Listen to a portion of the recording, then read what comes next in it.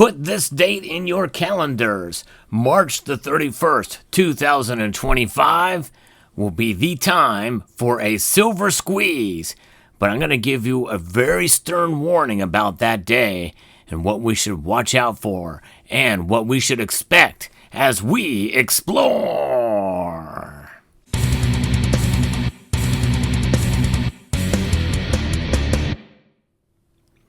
Do not, I repeat, do not buy silver from my channel sponsor, Summit Metals, on March 31st, 2025. That's the message of this video. And I'm not just talking about this channel sponsor, Summit Metals, who has some of the best prices on silver and gold out there, but any bullion dealer. Do not buy unless it's within your budget and part of your regular schedule. For no other reason should you buy silver other than that. And, of course, understanding the long-term proposition of holding the metal. We should only buy silver based off of our level of understanding and as history has proven to be a guide in terms of what silver has done for thousands of years. That's really it.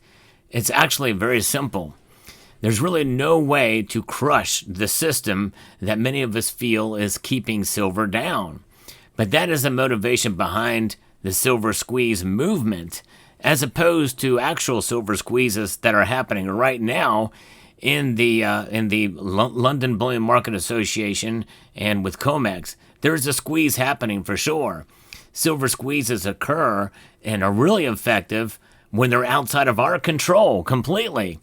That's the beauty of what a silver squeeze can happen if it's a natural thing, at least something that's outside of our control. Now, for those of you who were around back in 2021, you may remember the silver squeezes that were occurring then, or raids on silver. In other words, coordinated buying in order to put pressure on the bullion market. But the bullion market is extremely tiny in terms of the kind of silver that you buy, and that would be in the form of coins, rounds, and bars, such as you see here laid out before you. In fact, here's an example of a coin round that I have here. I'll put out here as well, just so we can have it all. Coins, rounds, and bars are something that I think are quite effective in ways to preserve your wealth over the long course of time. But last time this occurred, this coordinated buying, all it did was put a strain on the supplies that were available to you in order to buy. That strain essentially meant that the dealers charged more. You paid a very high premium back then for those who participated in it. Now, that is likely not going to happen this time. If you buy a whole bunch of silver on the 31st of March, well, you're doing the bullion dealers a favor. There's no question about that because they got a lot of it. From your local coin shops to online dealers, there's no shortage of silver out there. You will, in fact, have no impact, zero, unlike what happened in 2021, where there was a marginal impact, only for a very brief amount of time. The original silver squeeze movement was an attempt to replicate what happened with GameStop and AMC, these stocks that were essentially squeezed out because it was really simple. It's a really simple small stock, forgotten about organizations that had they squeezed the market on those and caused the price to go up like crazy. And then, of course, it crashed not too long later. But it was very simple in that case. The silver market is much more complex and much more multi-dimensional as well. And people tend to forget that. When you hold silver, you are essentially setting yourself apart from the system itself, including the silver market when you hold it in physical form. You are bucking the trend in the system by having those diamond hands. And being those silver apes, if you will, I think it's not about just going in and just doing coordinated buying. It's about holding. There's much more power in holding the metal than just buying it on a given day. Now, am I against buying silver at any certain amount of time? No. Should you schedule your buys? May not be a bad idea, but you should do it based off of your own personal circumstance and situation. That includes being fiscally responsible, paying close attention to your budgets, and realizing and understanding what other areas of finance that you're diversified in. There's nothing wrong with investing money as well as saving money. Saving money can take the form of actually holding dollars outside of the system itself and having some dollars on hand. That's a good way to protect yourself. Silver, obviously, is another way to do it that preserves your wealth over the long course of time. Of course, silver's price does fluctuate. Many people are frustrated, and that frustration can be taken out in the form of these coordinated buying efforts to try to squeeze the market, so to speak. There ain't no squeezing the physical bullion market. I'm sorry. It just is not going to happen.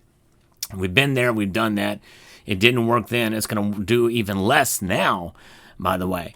So I think you should buy, but I think you should buy really the most when the price goes down or when it's unloved. That's the time to stock up on silver when nobody else is talking about it. But right now, there's a trend right now on several social media platforms to coordinate buying on March the 31st, 2025 for the silver squeeze. And the thing is they must have missed the silver squeeze that is already in effect and continuing to be. Regardless, right now, this silver squeeze and what's happening here is something that really is going to essentially cause more frustration with folks, because as bullion dealers start to get all these orders in, more likely they're going to raise their premiums in time, especially if it continues. However, the other pressure that's put on folks is whenever they make these buys is they feel like they got to be a part of something, even if their budget really doesn't allow them to do that. So this is where we're at, folks. I believe in just being persistent, consistent, and persistent, and persevere with your silver stacks. Because for those of us who have been watching these markets for a long time and who have been stacking a long time, there's more to silver than just one day of buying, and there's more to sending a message than about some of these ideas and pie-in-the-sky things like, buying on a certain day. There's much more to silver than just that. That's for sure. And the thing is we don't want to give anybody, any institution, any more ammunition than they already have. That's for sure. And that may include even some bullion dealers. That's right. And so I give this message, even though I'm now sponsored by a bullion dealer. But as part of my contract, it is to do exactly what I'm doing, to make folks understand that we should not be buying, and we based off of what the crowd says or some sort of underlying message or some attempt to put pressure on any form of the any area of the silver market in general. They say that anywhere between 17 to 25% of all the silver that's produced comes in the form of bullion. And right now there's a glut of it. There's a lot of it out there. There's no shortage of silver anywhere. If you want to buy silver, you can go to any bullion dealer and they have plenty of it in stock. There's no question about that. And especially considering that what has been going on since silver reached $33, $34 an ounce recently, and since it got up to over $30 an ounce. Folks, I remember after the first silver squeeze movement, a lot of people got jaded. They felt betrayed essentially by the silver market itself and by those who pushed this type of thing because it didn't work. And they said, well, once silver reaches $30 an ounce, I'm out. I'm out of here. I'm done. I'm selling. And by golly, they did. A lot of people sold very, very quickly, and they are continuing to sell. In fact, even just recently, T, the Silver Stacker channel, check him out. He does interviews with a lot of coin shops around the country. He did one that was specifically geared towards bullion, towards stackers. And there was an overwhelming amount of silver that they had been taking in, buying from folks rather than selling. So there's a lot of that still going on now. The tide has turned a little bit where there's more buyers again, and I would like to see that happen, but not with one single day of buying. I think people should look at their own budgets and their own understanding and not fall into essentially what turns out to be peer pressure, whether direct or indirect. people are responsible largely, and as is the case. But nonetheless, if March the 31st comes and your budget allows, hey, make a purchase. But if not, I would say don't feel any kind of like you owe anybody anything in terms of participating in some sort of strategy. So that's the lesson for today. Let me know what your thoughts are about this. I believe in having silver. I believe in buying it based off of your own budget. But the silver you already have, hold on to it. That's the power of silver, is holding on. And by the way, I'm not against selling it either. Everybody's situation is different. There are good reasons to sell your silver at any given point in time. But you don't have to sell it all. You can sell a portion of it. It's always good to have what's known as a perma-stack. I believe in that strongly. If you're going to hold on and preserve your wealth, you've got to allow time to pass in order to realize the benefits of it. So there you have it. Let me know what your thoughts are in the comment section down below. I would like to extend a multitude of gratitude to each and every one of you for taking the time to watch, and to encourage you to please rate, share, comment, and subscribe.